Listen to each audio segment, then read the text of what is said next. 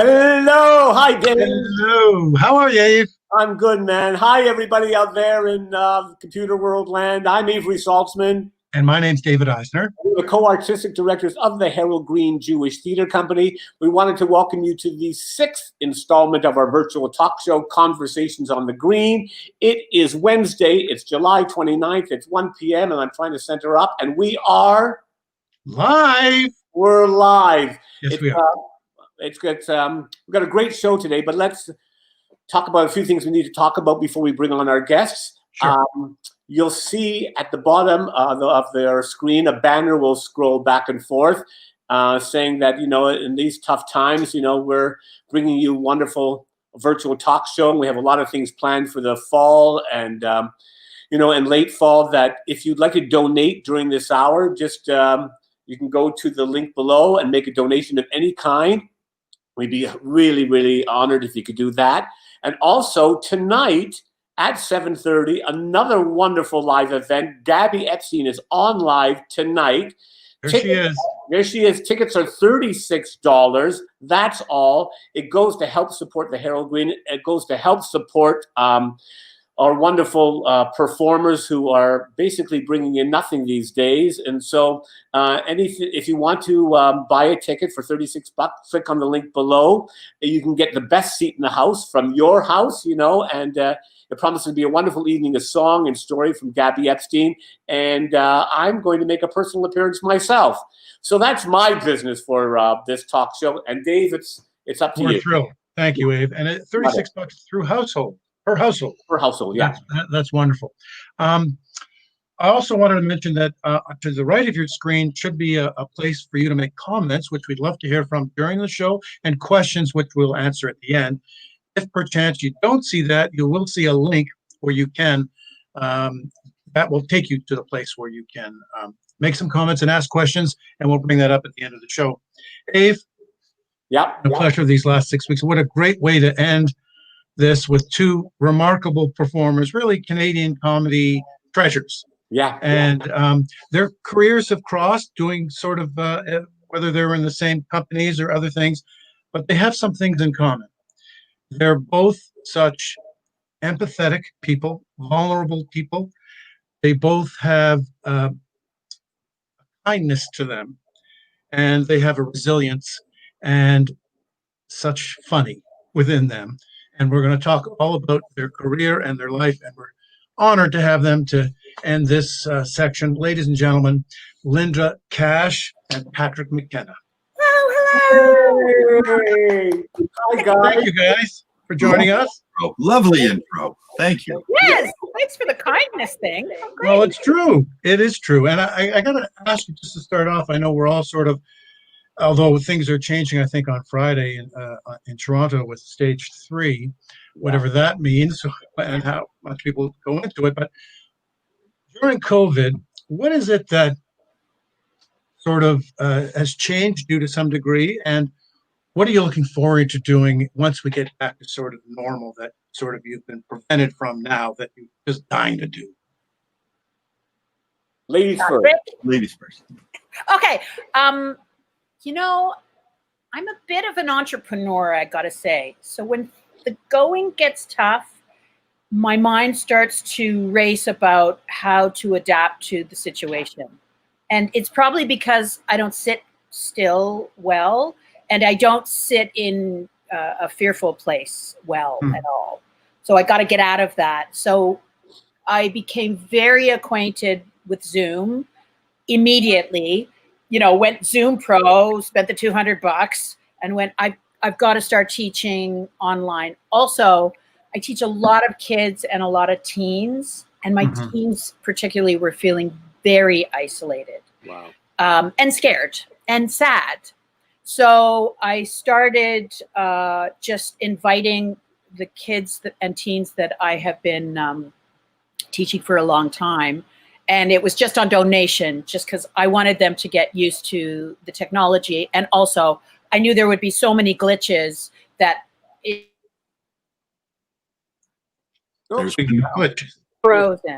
Have I frozen? There you go. No, you're there. You're back. There you go. So that's what I did. And also 2 dear friends of mine and I formed a company called Cluster Fork so that we could offer classes to adults on Zoom. So we do drop-in, and we're also doing master classes. So I'm going to be talking to Patrick about that because we bring great teachers, and you get 1 teacher per week. And actually it's 3 times a week, so it's quite intensive. But in the fall, we're going to knock it down to 2 times a week. So I'm busy. I'm busy, but I'm busy online. Good for you.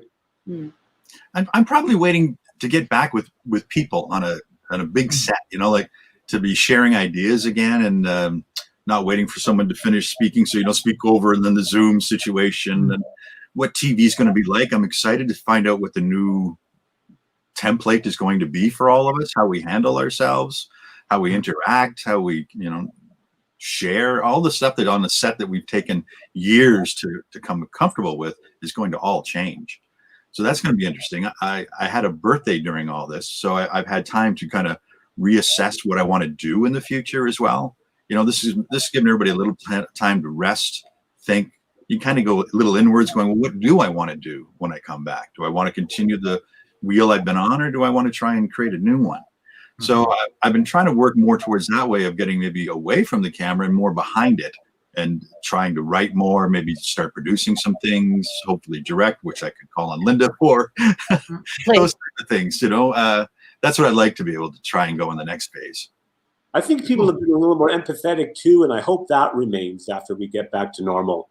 I sort of, maybe not, you know, knowing human nature, but it would be nice to. People are just so more open of spirit, I think, because we're all sharing something universality these days. So that's my hope. I just hope that continues on in the future. It would be nice. It would be nice. I think we will take less for granted for sure. And I think my students who, you know, poo-pooed school, just the luxury of being able to sit in a classroom and actually be with classmates. I mean, half the time when I'm teaching, they're just flirting with each other. You know, they just want to flirt, and they have the right at their age to be awkward and flirt and figure out who they are. So yeah, I think that's what I'm offering them. Boy, that was a surprise. I never flirted in high. I never knew what I was. No. Let's go back. I mean, we only have this hour to cover so much, and I just really want to talk about your family also. I'm sure, Linda, people maybe they don't know that you come from sort of a music theatrical royalty in Canada. Your mom was the amazing good shot Maureen Forster, beautiful. I think she just had her 90. It was going to be her 90th birthday. It was on the 25th. Yep. Yeah, so there was a big celebration, and your father was a conductor and violinist, Eugene Kash. So you grew up with, I guess, the arts and music in your house all the time, right? It was totally my normal. We moved a bunch of times because my parents were musicians. So we lived in Toronto, Connecticut, Montreal, Philadelphia, back to Toronto. So, you know, there's no question I was going to sort of have the personality that I do, because I had to redefine myself over and over again socially, which, you know, I think is a good thing. There was music, there was diversity. My mother converted, so we were Jewish, but we didn't live in Jewish neighborhoods for most of the time. So we were kind of the strange Jewish artists in the neighborhood. So I always had a bit of a fringe quality. And we traveled. I went to the Aspen Music Festival every summer. We went to Tanglewood. I went to Europe and spent an Easter with Zubin Mehta. And, you know, like Isaac Stern was in my living room. It was an incredible childhood that I had no idea wasn't normal. Right.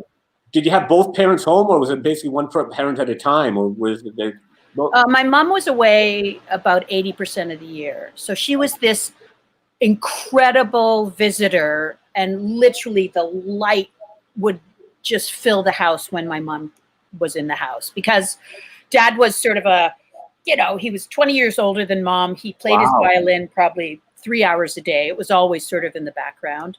And he was intense, and he was a house dad, you know, for the most part, until my parents split up. Did your dad want your mom to convert, or was that? They eloped because both families weren't thrilled. And in fact, my mother lost sponsorship because she was with a Jewish man. So they eloped. They got married in London, and she converted for him. And so the household, we had Shabbat, and we had all bar mitzvahs and bat mitzvahs and stuff. Wow. And yeah, she did it for him. Although I think there were a few pork roasts that he didn't know about. He loved bacon. He loved Chinese food. Please, who doesn't? And Pat, you're growing up. You were born in Toronto. No, I was born in Hamilton, actually. Okay. Yeah, my father was in construction, and my mother was a stay-at-home mom. I was different than the other kids because everyone was into construction, and I was just kind of the nuisance around there. So I was always different than the rest of the family. I have 3 other brothers, and you know, I'm nothing like them, or they're nothing like me, and I think they're happy about that. I believe they're happy. But I was always just different. So I found a place where I could be different. When I went to Toronto in 1980, 79, 80, I think Linda was one of the first people I met. I was working the door at Second City, and Linda used to come in for like classes in the improv session afterwards with a group of friends. And that was like 40 years ago. And, you know, we're still great. Look at you. Wow. That's just a wee fella, that one. Oh my God. So Yeah. Patrick, it's interesting because being the other, in both cases, being the other sort of Jewish family in the non-Jewish neighborhood, and being the other, as you say, in the construction world and not fitting in with the other kids or the other. I remember I'm similar to that sense too, not fitting in. But that gives you a unique perspective in some ways, as a sort of the outside looking in. When did you realize you were funny? Did that come to you at a certain realize? I mean, you jumped to Second City, but before that, you must have had a yearning to, or an attraction to comedy. Well, I'm very ADD. And so as a child, I didn't know that. So I found humor was a defense mechanism. It got me in trouble, and it got me out of trouble. It gave me friends, and it lost me friends. But overall, I found the funny in things as a defense mechanism. I'm not particularly athletic, so that helped there. I'm not particularly handsome, so that helped there. I'm not particularly smart, so that helped there. Comedy became my safeguard, and once I put it to the front instead of behind, things really started to change for me. I wasn't confident at all when I went to Toronto. I mean, I worked the door because I was scared to go on the stage. So it was people like Linda, when they came in, that I saw people my age, people my desire, laughing at the same things I was, up on the stage there doing the classes and doing things, that gave me the strength to kind of step onto the stage one Saturday afternoon, and then things just. And then he was the funniest one on stage. I mean, I used to backstage whisper to Patrick while we were getting the set together, going, "Is this funny?" And then I would whisper to him what my idea was, and he'd go, "No, it's not funny." Okay, all right, so we won't do that. Or he'd go, "Yes, that's funny. Let's try it." But he was my, he mentored me in many, many ways, because Patrick, he just has an innate sense of structure and what is funny, and he'll go with just about anything on stage, which is the mark of a great improviser. And it's fascinating, Patrick, because you don't have any background in comedy per se prior to just working the door, and they're having this auditions for the tour. A couple hundred people come in, 2 people are left on stage. You and Mike Myers. Mike Myers, yeah. Wow. And it's incredible. And you do this for a couple of years until this lady says, you know what? Time's up. I don't particularly like your comedy. You're not going to be in a TV show or anything like that. You're out of here. And then if you can continue the story, what happens? Steve Smith came to one of the shows before I was let go, and he saw me doing what was this potentially the Harold character from the Red Green Show, but it was a different name and so on in the show. And he thought it was just like the most visually hilarious thing. And he had this red green character that he was going to do, but it was so static that he thought, it's more radio than it is TV. But if you put someone as energetic as myself beside him, suddenly he's got a visual that he could work with. So that's how we really met. I mean, Linda introduced me to Steve a couple of years earlier because she was working in Comedy Mill and he was looking for some writers. So I met Steve, but he really didn't like my writing at that time. So we just kind of went away. I was really surprised that he would even acknowledge me as a performer, but that took off. And then suddenly when that took off, I was out doing stand-up and different things as well. So I brought a lot of tools to my belt by the time Red Green came along. Would you say, there you are right there. I love it. I would say an iconic Canadian character Totally. Yeah. for history. It's pretty neat when the height of the show, when kids would come to your door dressed up like your characters at Halloween, and they had no idea that I was the guy. It was just like, That's amazing. they were just out being Red and Harold, and it was such a fun experience to see that we were reaching out beyond the magic box, that people were taking it in and playing along. And that, as performers, all of us, that's an exciting feeling when you've connected that way somehow. And because of TV, you don't know. You must have some sense of that you knew deep down that you had something to give. Otherwise, you wouldn't have stepped on that stage. I'm sure the same for you, Linda. What was inside you that said, I can do this. I am funny. Because not many people think, maybe they're class clowns and stuff, but people don't take that next leap of faith and say, this I can do. I mean, what is funny? I mean, can it be defined, or? I just in my life have always ridden a wave that has pushed me.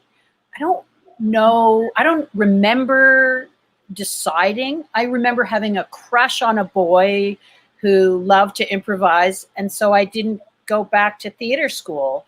And then, I wanted to go to Stratford, or thought I was going to end up in Stratford. And I ended up in the touring company at Second City because I just sort of went with this wave. Also, I was a crap waitress, so there was no way I was going to survive as a waitress. I never got 10% tip. I was terrible. So it just felt like home. The second I started to improvise, it started to feel like home. As uncomfortable as it was, I don't think I had, my stomach rumbled for 2 years. It was like telling myself in the mirror, I could do this, I can do this. It was frightening, but I knew it was where I needed to be. I always have felt very much at home on stage, not on a set. I find movies and television, I've had to really, and I've made mistakes on stage too, but many. But I felt at home on stage, and on a set, I'm always working harder than maybe I need to. Is the Second City experience what we think it is, sort of the Yale of training with improv and Absolutely. Was it amazing? How many years were you both? 4 years for me. 2 years in the touring company and 2 years on main stage. Right. And then I started writing for them, and I created a pilot, and there were many opportunities. And Steve Smith saw me at the Fire Hall, which is how he hired me. So I got a lot of work from it. Most of the people I know that have been through Second City are still in the business in some way. Wow. I mean, that's saying a lot. I've never seen anyone from my theater school again.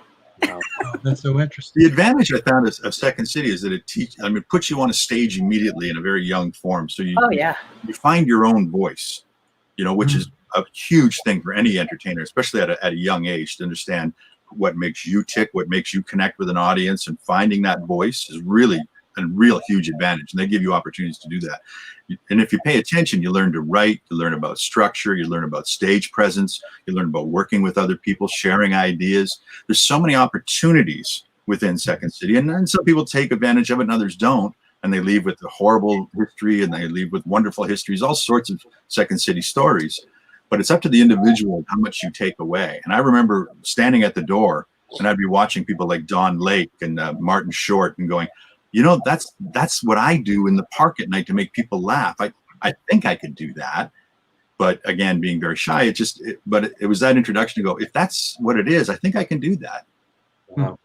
What about, when was the first time your brothers came and saw you? What was that like? Your family? So nerve-wracking, because I was still working the door. So I sent over to my parents like Irish whiskeys and Spanish drinks. And I got them so drunk that I thought by the time I get on the stage, they'll forgive me, or they won't remember what I did. Yeah. But I was so adolescent. Maybe Linda remembers this, but I would swear a lot because I thought swearing was funny. And people laughed. I didn't realize it was more the shock of you're not supposed to do that, little boy. And I was a big swearer. So that was the one thing my parents took away, going, "You swear a lot." And Linda, do you remember when your folks saw you? Oh, yeah. Yeah. My dad had such a big head that light would always find him in the audience. He was like this beacon of light, and he'd always watch like this. My dad would like study what was going on, and backstage he would love to talk to the actors, and he would always use analogies to music. My dad saw everything musically. It's like a Brahms concerto, that sketch that you did. He would speak of the musicality of the comedy. There was one scene I did with Deb McGrath and Tim Sims about Jesus's mom talking over the fence with Judas's mom while Joseph was building things in the background. My father hated that. So it was like, it was Mary and Edith, and they were, it was very Jewish. It was pretty funny. But he didn't like that. But my mother, I wrote a sketch about a mother not listening, and she's humming incessantly, which my mother did. So she'd always go, "I'm listening, dear." She would literally sing, "I'm listening," and she wasn't listening. She did not recognize herself. Oh my God. She liked the sketch very much. She had no idea it was her, but it was her. So I was really freaking out because I didn't want to offend her. The first time my father came to see me do stand-up, I was so petrified because it was in a bar in Hamilton. There was only about 7 people there. And I thought, oh no. And so suddenly I see my father come in about 20 minutes before I go on. I got such a bout of diarrhea. Oh my God. The nerves completely took me. And I'm in the bathroom being incredibly sick. And I can hear the guy on stage going, "And here's your headliner." Oh my God. McKenna! And I'm in the bathroom being so sick. By the time I got on stage, there was nothing left to be afraid of. I was just like, get me through the next. My father thought I was hilarious, thought I was wonderful. It's like, well, I guess I just have to have diarrhea before every show and I'll be fine. What's amazing about you two, both of you, that you had such amazing careers as actors who are funny. You're both wonderful actors. I mean, how did that transpire, or was it did you just move on? I mean, did this continue from where you were on? I just was never the funny one around the dinner table. I mean, I was a show off. If you look at the like Super 8s, my brother, who is an actor as well, we're the ones that are taking over the camera and, showing our uvulas or whatever, like always taking over. And my sisters are like in the background, way too shy. But I never thought I was funny.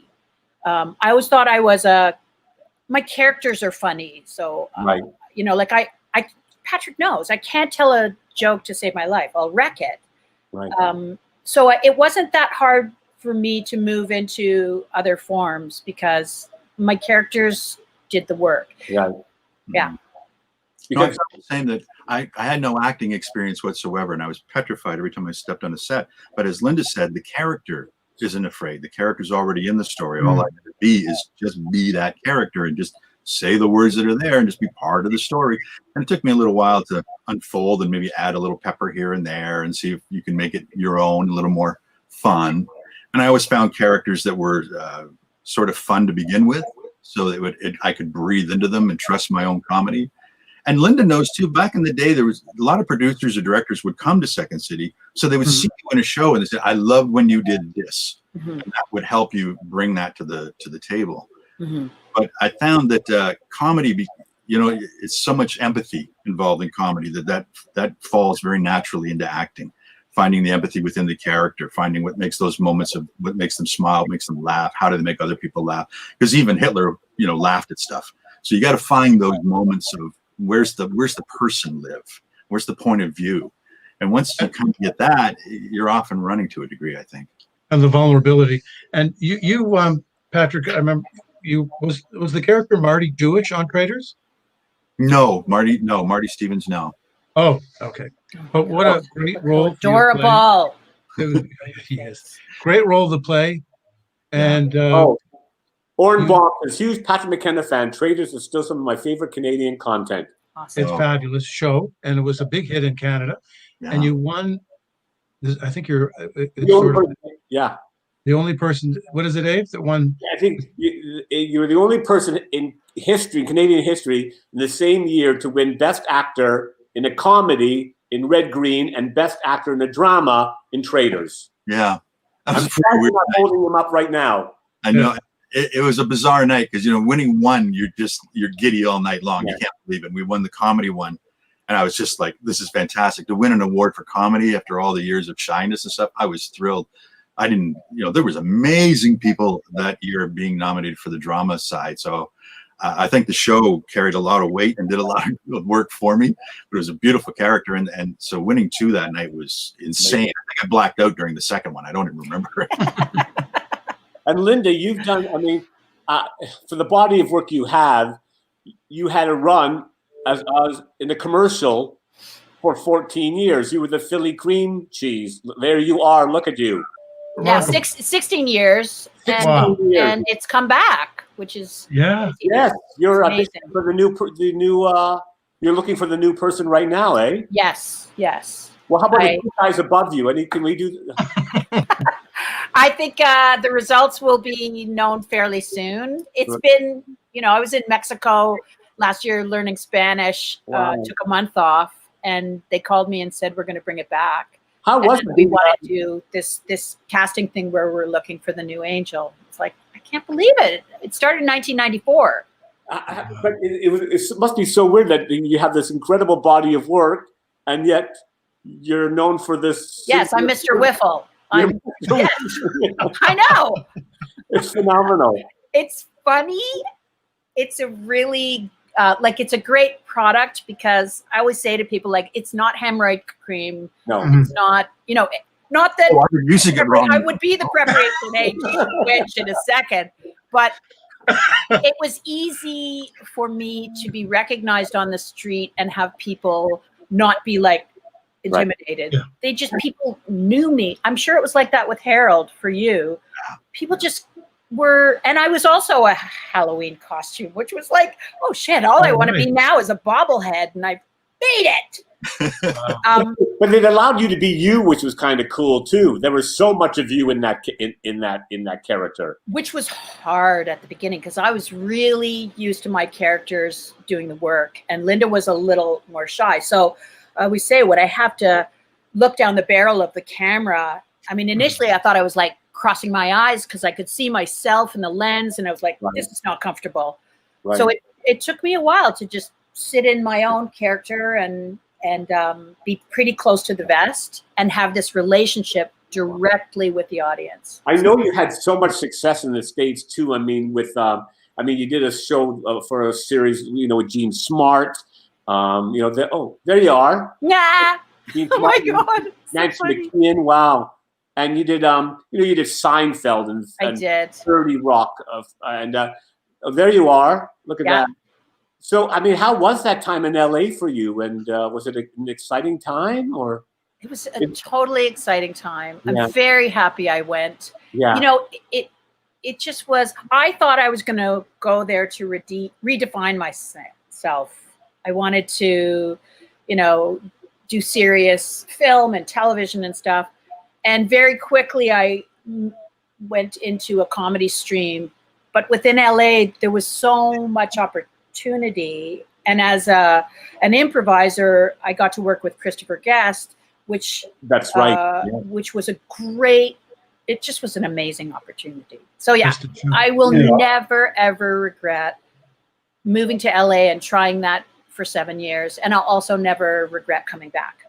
That's what I was going to ask you about coming back. Why did you come back? And I had a baby. Yeah. Actually, Jean Smart introduced me to the private school that her child went to. And my daughter went into the wrong door, and she was a toddler, and she knocked over a set, and all the sort of wealthy folk in this private school looked at us like, who the hell is that? And I thought, this isn't where I want my kid to go to school. And I'm sure there's fantastic schools, and I know there's great people that are educated in LA, but it wasn't me.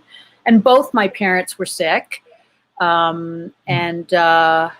Yeah, and my marriage didn't last either. So it was all the signs were pointing to go back to Canada. And Steve Smith had asked me if I wanted to be the female Red Green, which was an amazing thing to offer. But I said, I don't think I can do that. Like, I don't think I can fill those shoes, but I would love to produce a show. I would love to show run. And he gave me a show called Go Girl, and I got 2 seasons, and I got to show run. I got to hire writers. I got to hire actors. I got to run the whole football field, and it taught me so much about the other side of the camera. And he believed in me. Boy, that's He really Steve mentored Smith. me. It is remarkable because it's so difficult in this country. I mean, you have just CTV and CBC, and if you can get into that track, which is so difficult.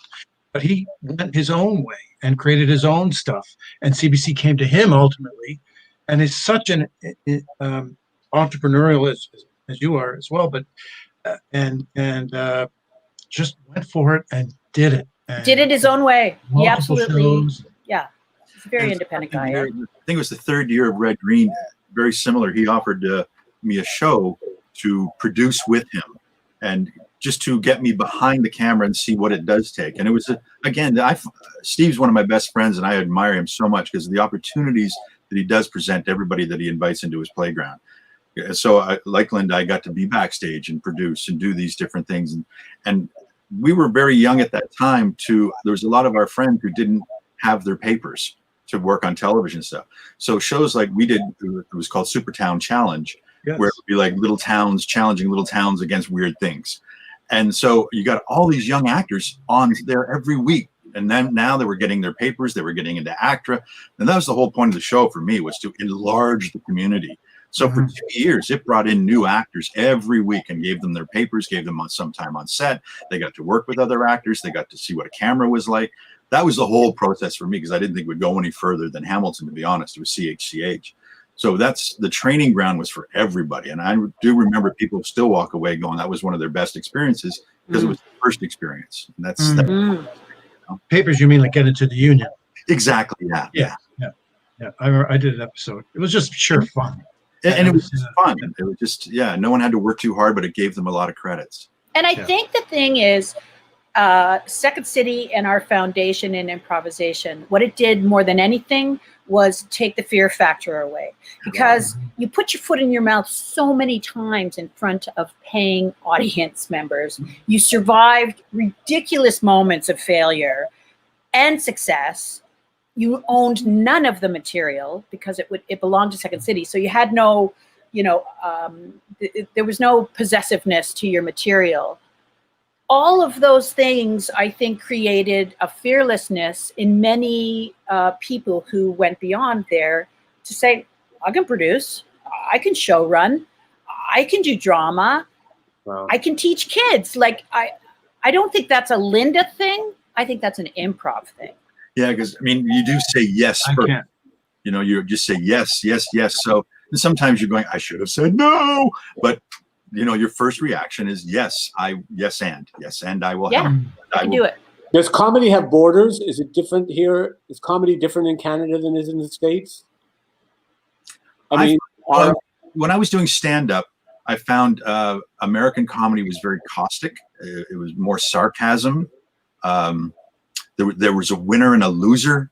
Like, I know there is in jokes, there's the vulnerability character, and there's this and the winner and loser, but they were always the winner, and it was always putting somebody down.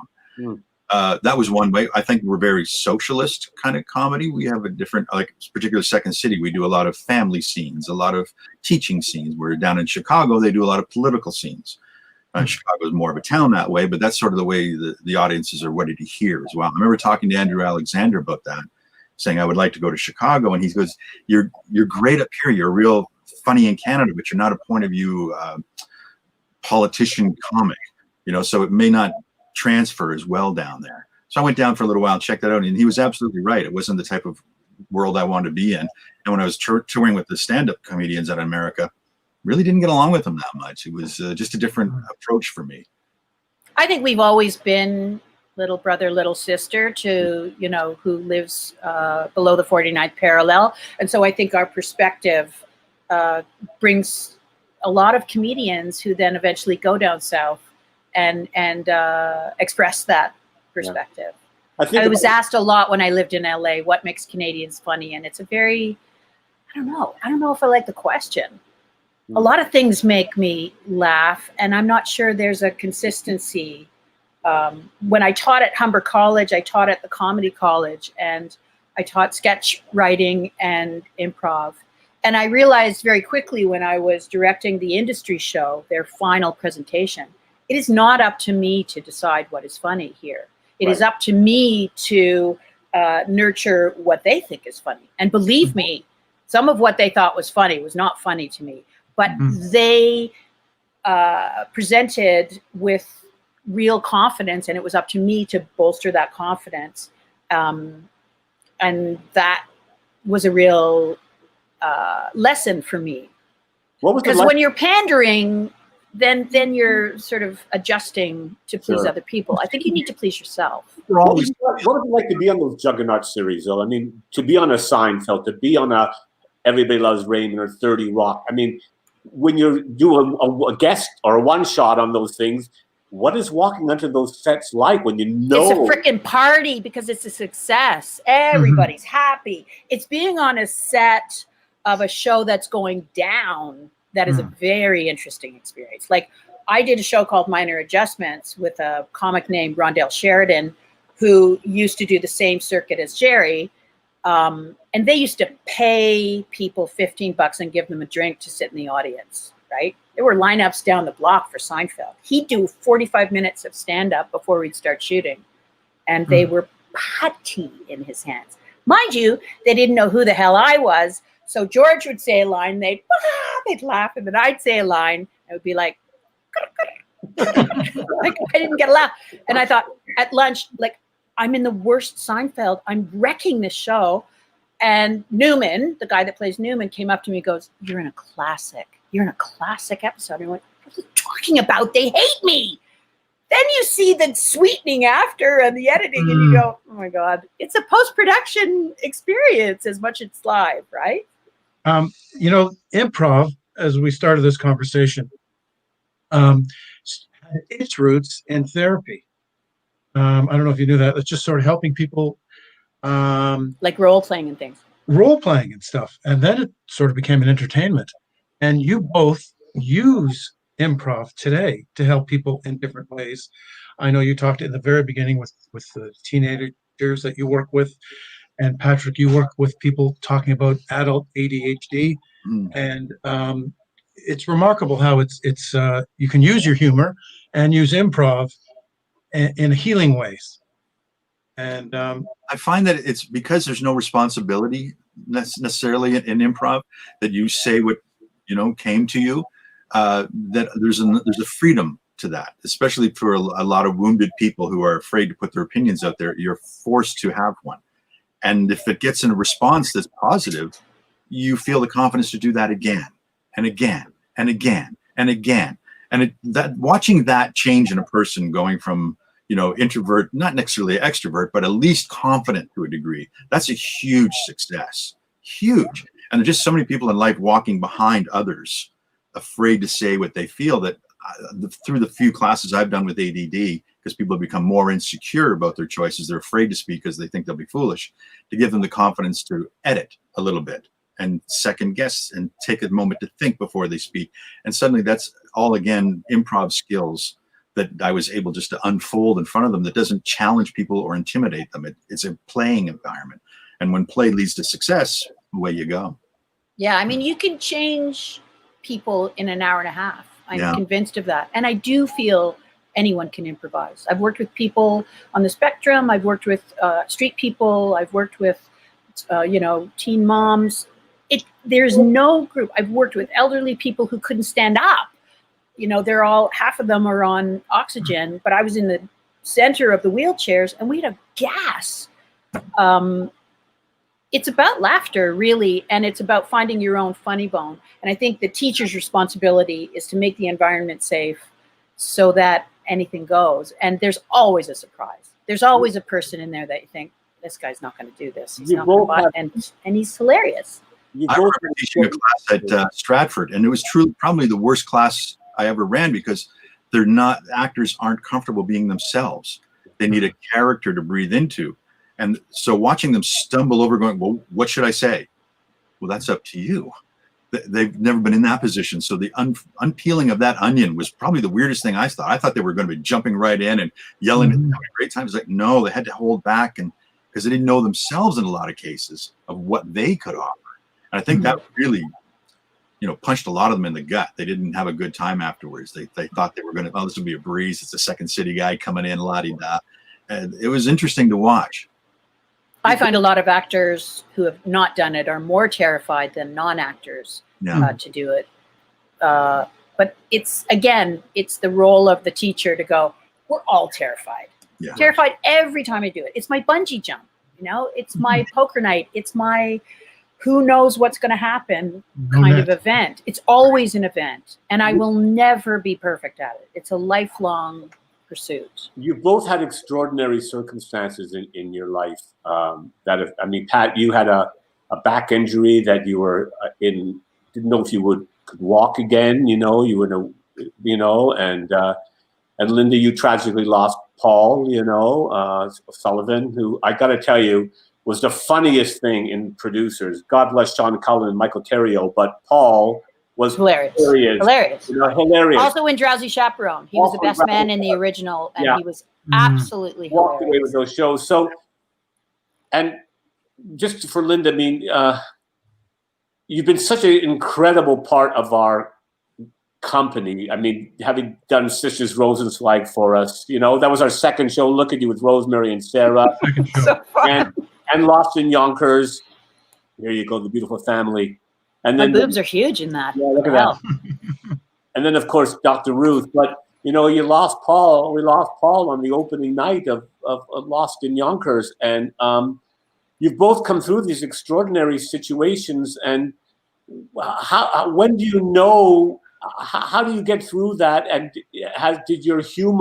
was your humor a buoyancy for you? Or did your humor help you keep alive? Keep going. Keep moving forward. Resilient. I don't know what I would have done without my kids. I had, my youngest was 11. My oldest was 20. I just had to deal with my kids. And so I think I put a mask on pretty early on, because the few times that I fell apart in front of my kids did not go well for them, because they just were not willing to have the strength in the family fall apart. Right. And then the mask kind of stayed. To be honest with you, I didn't think I would ever be funny again. I thought I would have lost my mojo. So I finished the run with you guys, which was like a surreal experience, but it was trying to prove something to myself, I think, and also to help out you guys, because you've been so generous to me. And then Ron James invited me to go on set with his show, which was nothing but silly comedy. And then I went back on the radio, because I was doing a radio show. So 2 months after he died, I did the morning show again. So it took me a while to realize, no, you haven't lost your mojo.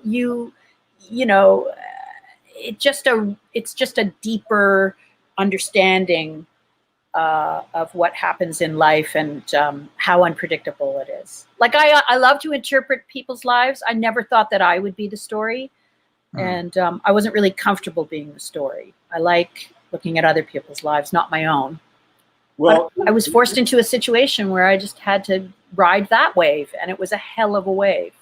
When we did Dr. Ruth, we couldn't think of anyone else but you, because of your resilience and your humor and your talent, and so. Oh my God, it was a great experience. To sit in her shoes, because yes, talk about resilience. My God, that woman redefined herself many times, and had lost her whole family by the time she was 10, and was put on a train. It's an absolute honor to play a character like that, and it's a lesson, because we've all been through stuff. If I asked you, you've all been through stuff. And Pat, about what was that about? Oddly enough, I heard it doing stunts and stuff, for laughs. So I thought, well, that's over.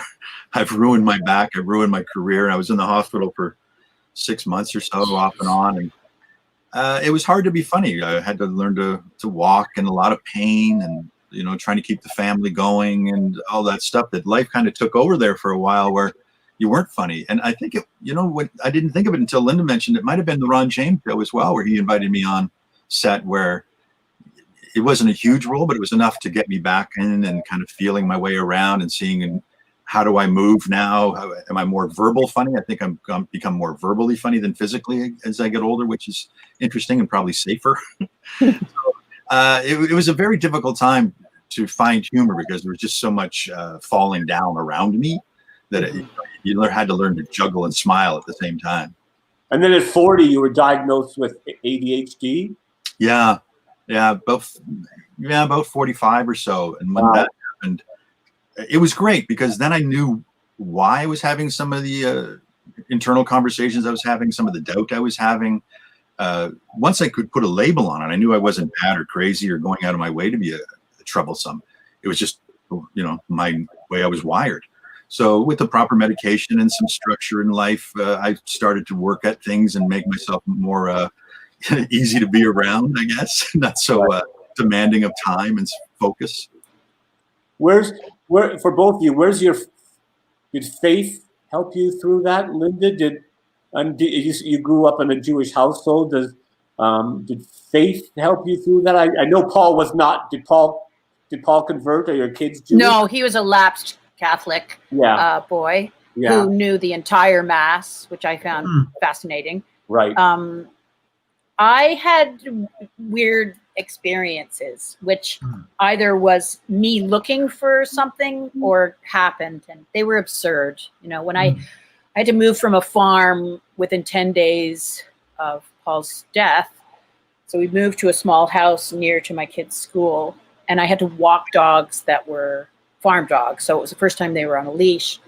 Anyway, long story short, I would basically water ski on the ground because I had 3 dogs and I was falling all over the place. It was a mess.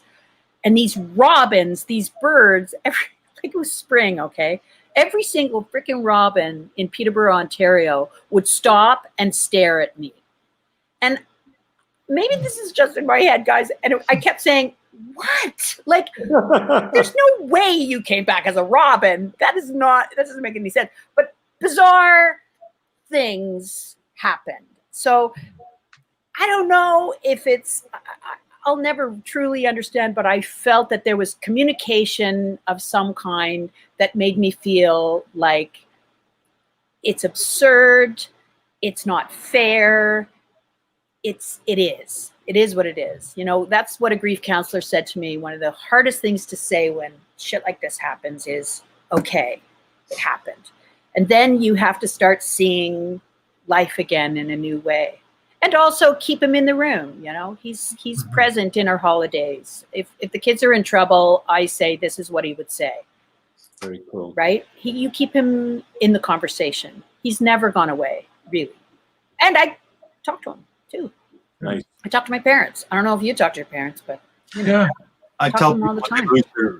I'm at an age now where friends are losing their parents, and I say I probably talk more to my dad now than I did when he was alive. I find that so true. Little things. I know I was fixing my son's bed, and I thought, well, how am I going to do that? And then I went, oh, okay, yeah, thanks, Dad. He was very handy. And some things just pop in your head. They do. And, my dad grew up. My dad loved the casino, and we grew up every weekend we used to go to the racetrack. My mother used to pack a picnic lunch. No way. So I remember my father passed away, and I was in the casino, and I said, "Okay, Dad, show me a sign. Show me a sign. It's jackpot time." Nothing. That was the last time. Here you go. Yeah. Oh my God. It's weird that when I was in the hospital with my back, and there was times it was bad, I would kind of wake up out of consciousness, and there was a priest at the end of the bed giving me last rites. Oh, and Patrick. And I thought, well, this is where I am, huh? And I thought, okay, well, I started to realize I'm passing away. Then I kind of did a recap of my life, and I was really happy with it. I was ready to go. I was like, I love my family. I love my friends. I love my work. I love, you know what? I'm a really lucky guy. It's short. My life I have is short, but it's been wonderful. I couldn't really complain. And so when, fate smiled that I was able to carry on. I remember that constantly. That was a moment that forced me to look at my religion, my faith in life and the hereafter, the now, all those things that, being a lapsed Catholic, guilt isn't just Jewish. So I hear you. There's a lot of connection with the Catholic faith. Yeah. And so all that kind of went away. I started taking responsibility for myself, and it just felt euphoric to a degree. I find that fascinating because we go through our daily lives, and COVID has interrupted that, but when you get caught in the minutia, and to be challenged by your own fate of life really asks you questions about your direction and what you're doing and your connection to your family and the bigger questions in life. And I think that's healthy. I mean, because otherwise we just keep going by rote through life. And, I just kids, because maybe Linda's like kids. The people, and maybe all of us, the people that your children get to meet in our world, the community of entertainers and comedians and so on, is such a fantastic, accepting, wonderful world that when you look around, there's not too many bad eggs in our baskets, or they'd be gone by now, and that's really inspiring when you look around and go, look at the sphere of positive influences that are in my life, in my children's life. For my son to meet a homosexual person when he was 2, and just have a person in his life like that, and suddenly when he has no angst of homosexuality whatsoever. He just grew up around people going, oh, that person's just that person. Yeah. That's a wonderful thing to learn, and see and feel. And I find our community is wonderful at that. It's I find it a gift to be a part of it. That's for sure. Absolutely. Do your kids have any aspirations? Brandon, your son, and your kids, Linda, have any aspirations of being in the business, or are they? I don't know. I think my daughter is one of the funniest people I've ever met, and she will not be an actor. She will probably work with animals, and she'll still be funny. And my middle daughter works at Sunnybrook. She's a neonatal nurse. Wow. And so she's on the front lines, and that's been an adventure. She looks like a welder when she goes to work. And my eldest is in childcare as well. So they're all very, very nurturing, and they're all funny, and they all can sing. Nice. Your mother Just won't do it that. for a living. Nice. Yeah. And then Pat, your son? My son's retired from the military. He went in a completely different direction than I did completely. He does everything real that I yell stand in for. It's like the Flintstones, stand in, and someone comes. Yeah, so he's retired now and living his life up near the base with life. So it's been interesting to watch someone choose something completely different, as I chose completely different than my father. You don't know if it goes back and forth, the yin and yang of life. It's like, and you can't, people aren't you scared he's in the military? It's like, yeah, I guess, but as scared as my parents were that I'm doing something they didn't understand. Sure. And I'm okay. So I just have to trust that he knows what he wants to do and he's going to be okay. And He's always been an adventurer, that kid. Oh, Okay? Always. I mean, Lynn knows him from a baby. She was there the night he was born. Wow. He called me Crazy Aunt Linda. Always crazy first. Wow. Such a sweetheart. Yeah. Yeah. But it is the truth. We're only as happy as our most happiest child. Yeah. For sure. At least God willing, our children should be happy. Otherwise, it does affect us. But And navigate the sadness, because it's inevitable, right? You get in the 100% mess part of it. too. I just have to personally say, Linda, I mean, I know I don't know if I mentioned, I'm sure I told you, but that night or that weekend that you came back to Lost in Yonkers, you said maybe it was a gift you gave yourself, but it was a true gift you gave not only to our theater company, but to David and me personally. I'll never forget that evening with that love in the audience was so palpable. And I still can't that how you came back and did that for us and for you. It's extraordinary. And as it was, maybe, I don't know how long ago it was, but it still resonates and it's still a gift. And you mean personally the world to me only for just because You guys to me. I mean, it was an extraordinary situation. One that I don't remember a second of it, but I'm really glad I did it. Yeah, It's just riding a wave. it's riding the wave, and Right? It's extraordinary. It made sense, and it fed me too. But And I loved that play and that cast, and the fact that Paul had been there at the beginning. Also, it was for my kids to see that I was going to be okay, because they were scared. That's what happens when you lose a parent, is you think the other one's going to go too. So it was important for them to sit in the audience and see me do that. Well, so I it's hope as much for them. I even hope with this small audience that the audience that we get today, that they see who you both are as extraordinary human beings that just to ride that wave. And if it's a lesson learned, that funny people and have that base in them to make them move forward and ride that wave. And I just wanted to say before we finish the conversation, I just wanted to let our audience know that this is the last of our Conversations on the Green series. We've done 6. We're going to take the fall off. We'll be back in late fall. So look for us in a blast or on our website of what date and time we'll be with you. But we want to continue this conversation series because of extraordinary people like you who are audience. So much fun. But here you are in a whole different light, and you get to see them. Ellie Barlin, wonderful show today. Everyone is so accomplished and been so informative. Thank you. So Dave. And Patrick, also you, by the way, have been a great friend of ours. Yes. Personally. I mean, in the sense, Avery calling you to do a funny thing happened on the way to the forum, and elevating the show with your presence. Yeah. And that was a fun evening. You can sing so well. Oh, that was such a fun evening. That was great. For you guys to trust that I could actually sing was, I couldn't believe it. That was like other opportunity. Oh, it was you and John Katichi and Carl, and it was just it was a great evening. Really was. So before we always finish off, we finish off with the Harold Green lightning round.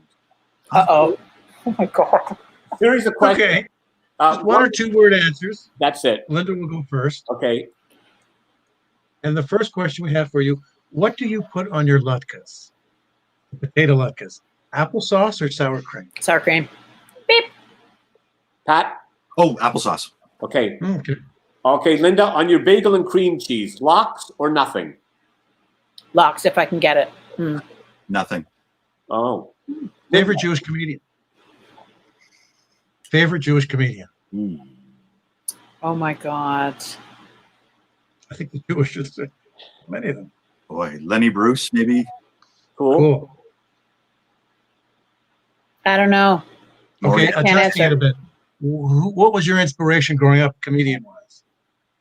One of your inspiring comedians that you loved. I'm sorry, but I loved Bill Cosby. I loved George Carlin. I loved Lily Tomlin. Laughing Good was enough. huge for me. Beautiful. Your favorite actor? Dick Van Dyke for me and Sid Caesar. Cool. Vivian Pickles. And probably I liked De Niro.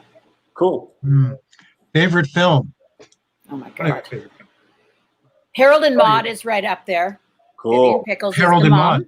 Maude. Harold and Maude. And the original In-Laws with So funny. Peter Falk and Yes. Alan Arkin. Turpentine. Yeah. Also the Heartbreak Kid. Love The that. original. Oh, love that too. Pineapple on pizza, yes or no? Absolutely not. Yes. Oh. Hamilton. I delivered pizzas. I was the one who introduced pineapple to our guy, and he was like, "No one eats pineapple." It went through the roof. Pineapple. Oh, there you go. I Yeah. love pineapple. Linda, do you have a tattoo? I do not. Pat? I do not. Okay. And the last question, if you If you had one word for humanity, the future of humanity, what would it be? Grace. Hopeful. Beautiful. Beautiful. Well, Well, I got to tell you, you're both, as I said at the very beginning, so kind. And this is funny because your comedy comes through all of that, but your vulnerability and your empathy and your kindness and resilience over the years just makes us so proud that you've been on our stage. Look, at the lights are changing as I'm saying this, and you've graced our stage, and you're doing this interview for us, and we can't wait to use you in the future. And we, from the bottom of our hearts, of Avery and I, we wish you all the luck as COVID fades away and we ride the wave to whatever life brings us, and may it be good things. Thank you both. Thank you both. Thank you, guys. I love all you guys Thank so you. much. Likewise. Take care, guys. See you soon. Bye-bye. Mwah. Eat your cream cheese.